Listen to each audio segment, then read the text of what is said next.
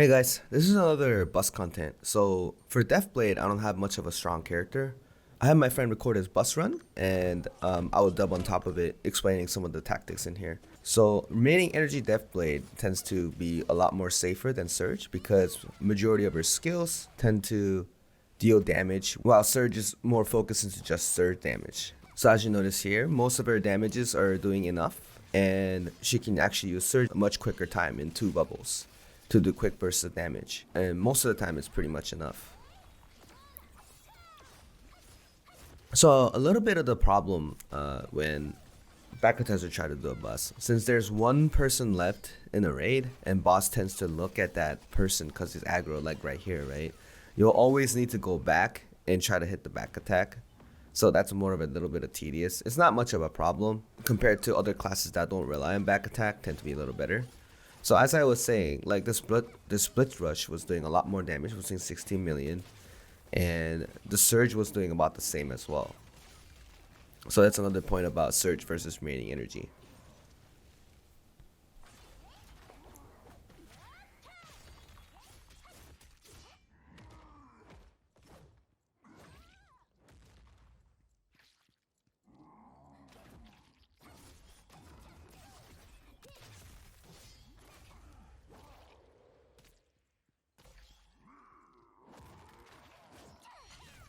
So now you have Luger divided.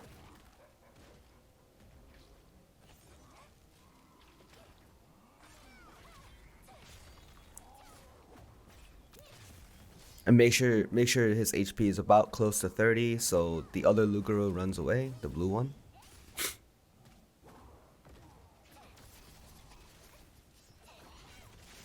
Also, I didn't point out that remaining energy also uses an engraving called Supercharge. Surge can use it, but it's more of a little bit of build that is not often used.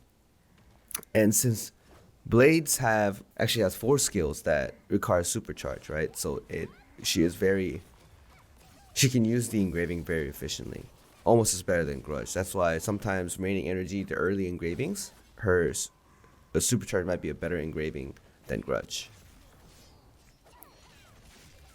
And also, if you put it at the same time, that's another very efficient engraving as well. Grudge and Supercharge. That's already 40% increase in damage on all of her skills. And also, she's one of the classes that she doesn't need. And she's also one of the classes that doesn't need a lot of swiftness because she has a skill called Maelstrom. And when Maelstrom's up, your attack speed, movement speed is up. So that is almost equivalent to as having about 800 to 700 swiftness. So you convert all that into spec to have a lot of orb generation and a lot more damage on all of the skills. So here, as you can see, you need to drop Luguru into 30 HP a lot quicker than you think.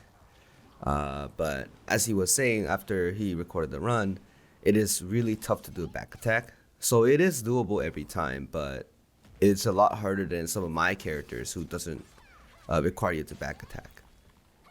So let's say if you're playing Surge for the bus, it would be much harder. So so Luger is in the 30 bar gimmick where he spawns away and he's doing some stagger, and then he needs to eat the orbs all by himself with the Maelstrom on. That's pretty good for more movement speed, right? Now he's doing the stagger check complete, doing the rest of the damage. That's big damages right there because he was stunned. And now fighting the blue one now. So he needs to drop the HP into 15 to do the same gimmick again. And before that, the red one's gonna spawn too. So another thing, you don't necessarily need to fill up all the orbs to do the surge. You can if you want to, but most of the time, if you think you can land your surge at a back attack, I think it's smarter for you to just use it because you can rotate. Not only you can get the level 3 remaining energy buff up, it is important for you to attack whenever you can and land that back attack. This back attack does a lot of damage, especially when you're going for the relic gear entropy, where it boosts the damage a lot when you do a back attack, which also means that you don't do any damage when you don't do back attack. So it's more like a high risk, high return build. But again, as for remaining energy, if she lands her burst, doesn't matter if she misses as well, she's going to have that buff, the attack speed buff, movement speed buff, and attack power buff when the surge is active. You know, when you activate your surge, you move faster. So if you have the remaining energy, you have that buff up all the time, like 100% of the time. Surge is the same thing. It's technically the same thing because you're gonna be in surge mode all the time, but you have that empty window where you're gonna be a little bit slower, and then imagine you get hit by then, and let's say if you're just a little bit faster, you could have just not died there. Some of those kind of things happen, so you could say there's more risk to it. So he's fighting here. He got the Esther gauge up. So what he needs to do is he needs to put it up to 15, bar 15, to do the gimmicks again. But it seems like the other Lugro didn't run away yet, which it makes it tedious for it to play. Close range, and that needs to back attack. Very tough. Oh, there you go. So he ran away.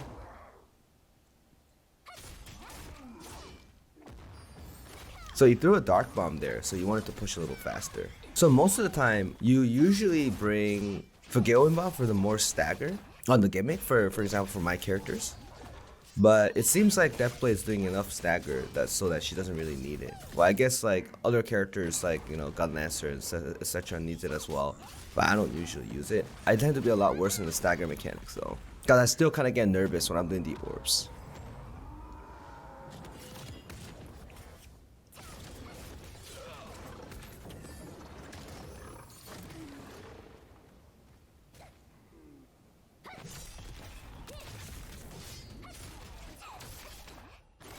On the Lugar's final form, it looks like the same as the first form, but basically the first form doesn't really do much, but the final form, they fuse back together, and he basically has both of the red and the blue's patterns, so nothing really changed.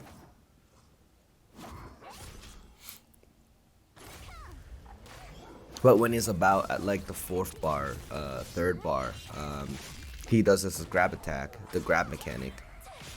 He chooses one person and does a grab, and all you need to do is, if you're bussing, you would just need to press spacebar for any CC immune to not get grabbed at all, to skip the pattern overall. But let's say if you're in a party, one of the players who is farthest from the group will be marked in fear, and everyone else needs to just stagger him there.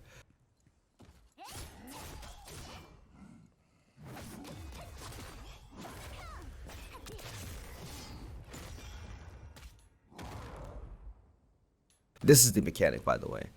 So Luger appears, and you see the stagger bar coming out, right? So you just need to stagger him, that's it. But since his gears are pretty high, he's not going to die in the first hit. But later on, the damage gets worse and worse if you just keep failing the stagger check. So when you're actually doing this raid, that's what you need to do to figure it out. Just a stagger check. It's not that hard. So a person usually who's very far away tend to ping themselves that, hey, I got feared here. And when Luger appears behind them, just stagger check. But this is also why when you only have a couple people left, let's say a lot of people died at this phase, like you have like 3 bars left, but you only have 1 or 2 people alive, that wouldn't be very good.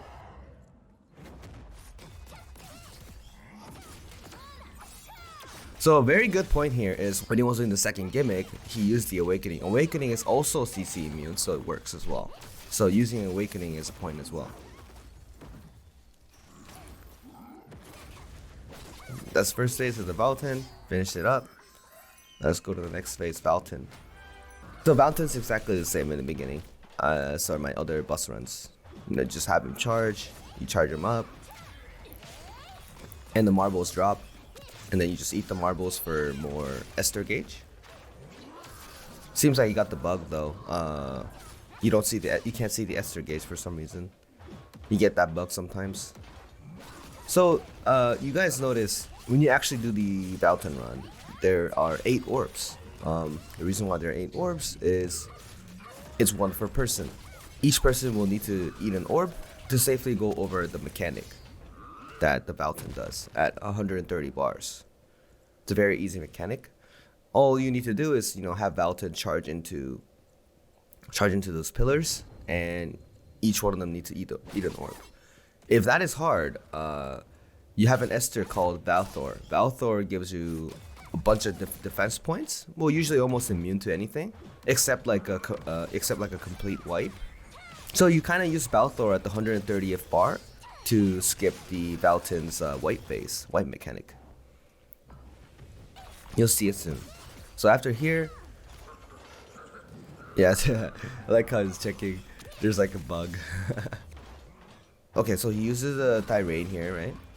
So he breaks the armor. Later on, when you're doing it in a raid, it makes a big difference to have Valtan's armor broken or not.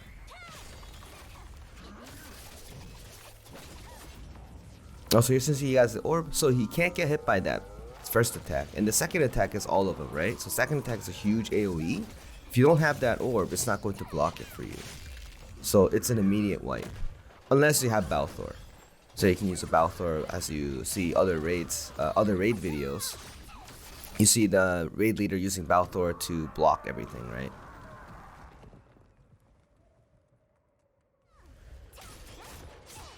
Now he goes to the second phase, breaking everything. Now he just needs to put it up to about 80 bars. So you dodge that. Goes up. And he's just gonna come back down. So it's gonna choose one party made in the team. And you'll just need to dodge that first attack. And then go behind the pillar. And he will do it again, choosing one person.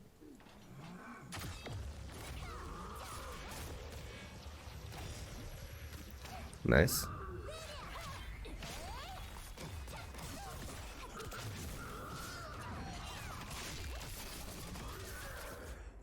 So this is where it's like inside outside pattern. If the axe glows, outside is safe. If the axe doesn't glow, inside is safe. There you go. Goes in. So this is a pattern that he uses most of the time. So Valtan, it's kind of backwards. You're more safe. You're generally more safe by staying close to him, because majority of his attacks do a lot of AoE damage at the outside.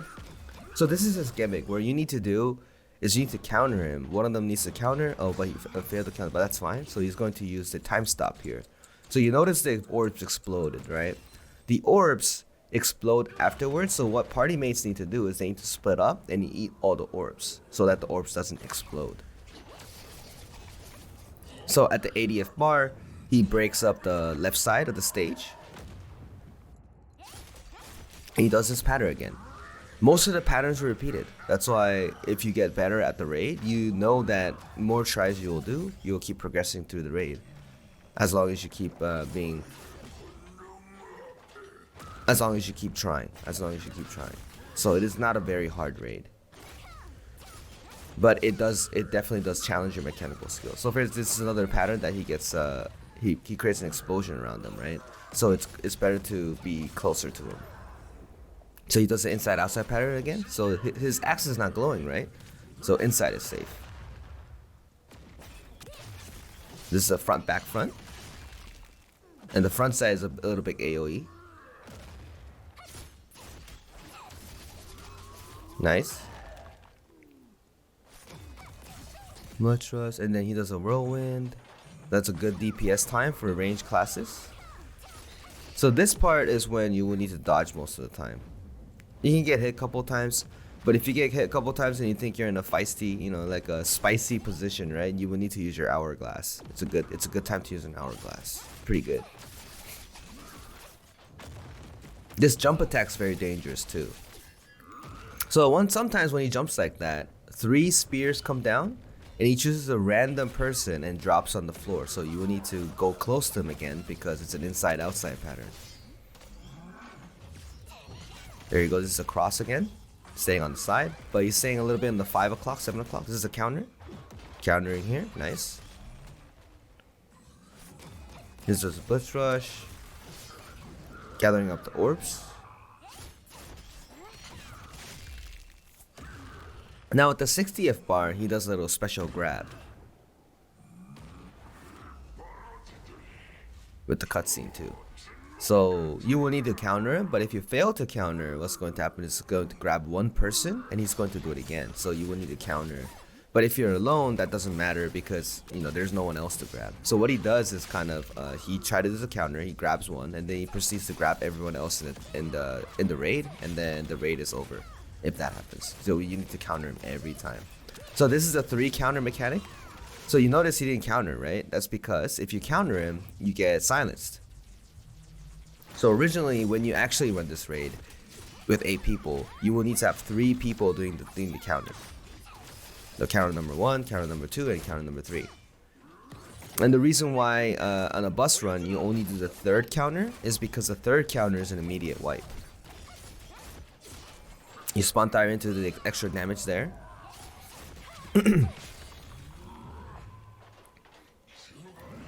The slap. Oh, so this is one of the more unique patterns too. So you see how the place glows, right?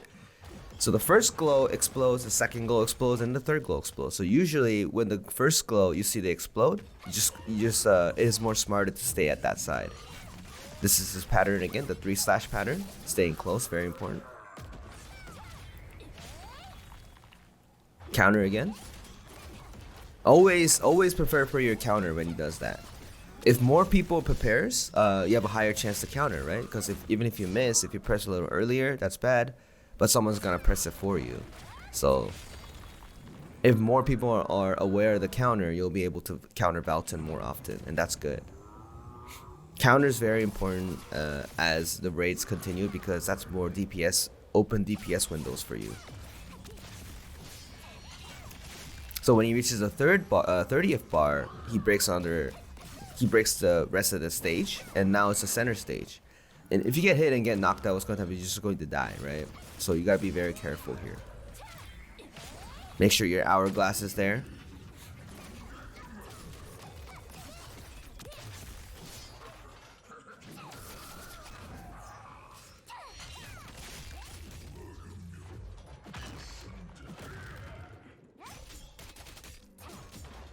This is a counter.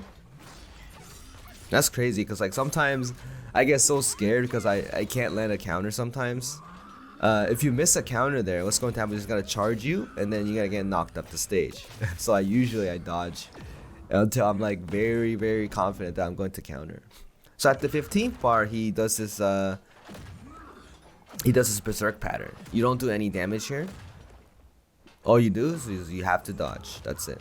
You know, just walk around in a circle, and outside save, inside save, and hiding behind a pillar for the explosion, and then you just go to the safe spot. Now the ghost phase starts. So when the ghost phase starts, you have an additional 2 minutes. So basically the ghost phase, in 3 minutes, you will need to kill him. He does a grab pattern. This is a grab pattern in 40th bar, and 25, and maybe 15th bar. I'm not quite sure. But that grab, only time stop will save you. You know, awakening, spacebar, nothing helps. So you will need to be out of his range, and you will have your damage opportunity after that. So when he does a pattern like that, he spawns a separate clone ghost. So you need to counter him. So you notice at the top it says X4. Now it says X3. That means he takes more damage.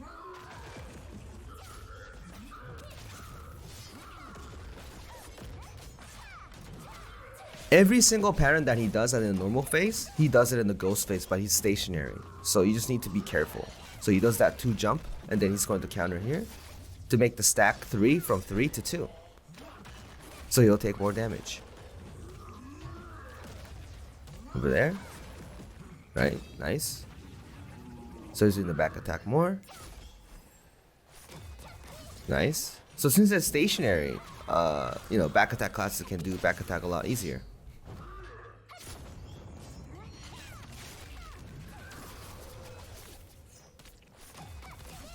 He's getting ready to counter because his counter is off cooldown. There you go. So now he has 1 stack left, which is only 10% probably. You still have a lot of time. You still have like a minute. So as long as you keep countering, when you're actually trying this raid, when you're actually countering, have all of his stack off.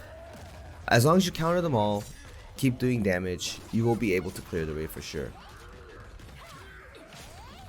Let's say in a weird situation, the Valtan does a different move and then you get knocked off the stage and you have to restart, right? So it's very scary sometimes when you're at that situation. So it's good to just use a time stop and just be safe. That was a clean bus, and this wraps the video. I will probably do dubbing series on different classes. I don't have the characters at that level. Whenever I get the bus runs from my friends, I will do the exact same thing. As always, thanks guys. Bye.